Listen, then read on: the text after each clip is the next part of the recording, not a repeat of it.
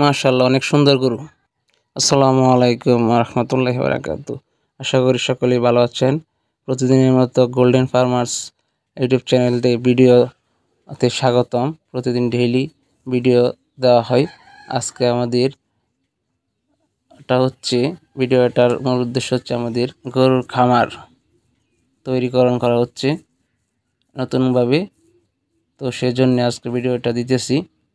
দেখেন আপনারা কি পজিশন রেখেছি এখানে। পারিবারিক খামার বা বাণিজ্যিকভাবে আপনি যেভাবে করেন, আপনাকে গোয়ালঘর বা গরুর আবাসস্থলটা ভালো হতে হবে, পরিচ্ছন্ন এবং মজবুত হতে হবে।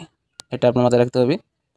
আর হচ্ছে আপনার আপাতত আপনি 1-2টি গরু দিয়ে শুরু করতে পারেন। এখানে দেখেন অনেকগুলোই এই গোখাদ্য বা ঘাস বা পানি খাওয়ার জন্য রাখা হয়েছে।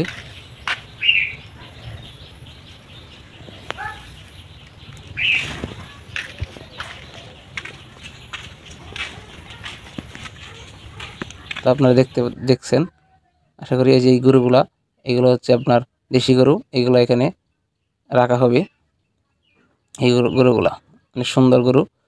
আপনার গরুর গোয়ালঘর বা বাসস্থান যদি ভালো হয় তাহলে সুস্থ থাকবে এবং গরুগুলো মোটা তাজাকরণ হবে এবং অল্পতে লাভবান সম্ভাবনা বেশি।